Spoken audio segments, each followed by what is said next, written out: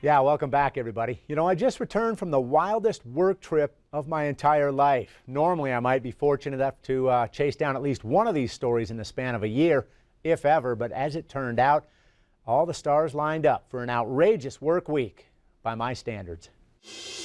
The original intent was to fly to Los Angeles for a behind-the-scenes story with a friend of mine. This is Brendan Feely. He used to work with us here in Billings as a news reporter.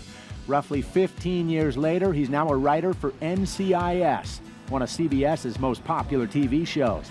They were shooting Brendan's latest episode over the last week and a half. When the trip was approved on his end and mine, I started charging through homework on any other local features that may coincide. Turns out the Lakers were playing LeBron and the Cavs while I was there. Lakers, of course, took this guy, former Wyoming Cowboys star Larry Nance, 3 years ago in the NBA's first round. They traded him to the Cavs just a month ago. I contacted the Lakers requesting credentials. They referred me to the Cavs, who wanted to know my reason for the Nance story. They liked it, they approved it. I landed in LA last Sunday at 2:30. Game started at 6. I rocket from LAX to Staples Center. Knocked out pregame interviews with the Lakers, Lonzo Ball and Kyle Kuzma talking about their playing time with Nance. Got some courtside pictures, courtside video. LA wins by double digits. Afterward, in the media scrum, Nance wasn't real talkative, but appreciated reminiscing about his Cowboys on what was actually Selection Sunday, 3 years to the day after Nance and the Cowboys were invited. Just an hour away, MSUB's women were turning heads on one of their hottest postseason basketball runs ever. Yellow Jackets won their first 2 games at the NCAA Regional outside LA, meaning they'd play Monday night for a Sweet 16 title. I drive over Monday morning to meet them for shoot-around, take a few pics, and shoot a few interviews. My intent was to hang around, but I'd set up a shoot at the Late Late Show with James Corden. That's right, this is his sidekick, Reggie Watts, who grew up in Great Falls. What are the odds?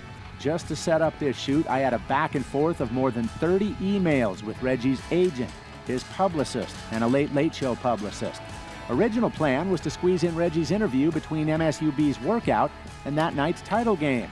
While I was at shoot-around, CBS emailed saying at the last minute they changed the recording time for that night's Corden show. That changed my window to interview Reggie. I drive an hour to the Corden show. They invite me in to watch in the green room just a few steps from the guest dressing rooms. Reggie unexpectedly came out to greet me in this Montana shirt just a few minutes before the show, then gave me a half hour afterward. But there goes my chance to cover MSUB's title game.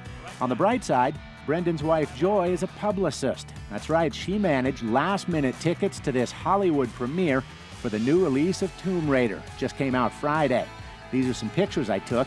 So there we were on a whim, standing next to the red carpet, which was actually black, and attending with the cast, agents, publicists, producers, and directors. By the way, all you can handle popcorn and soft drinks inside. As we exit the historic Mann's Chinese Theater, I instantly check on the Yellow Jackets, and they win this epic 71-70 thriller for the regional championship. As they celebrate, we have tickets to the Tomb Raider after party. Trendy restaurant Tao just 7 blocks away. This is it. We literally walked the Walk of Stars to get there. As with the premiere, security is airtight. Inside, everything's on the house, though, including excellent Chinese food. And that brings us to Tuesday, finally a day of reprieve. Or, how do they say it? A day at the beach? Truth is, I actually spent the day, albeit at the beach, starting to piece together these stories. Wednesday, I'm on set with Brendan at NCIS. He spent the last 2 months writing and tweaking his script for what will be the show's 350th episode. It's one of his favorite titles, Sight Unseen. The idea starts as a molecule on this whiteboard and evolves from there.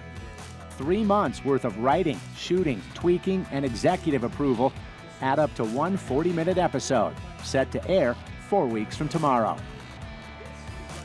How about those 3.5 days? Between now and the next episode to air, Brendan's episode in a month, we'll have feature stories behind the scenes at NCIS with Reggie Watts at the Late Late Show, and this Wednesday with Larry Nance Jr. and the Cleveland Cavaliers.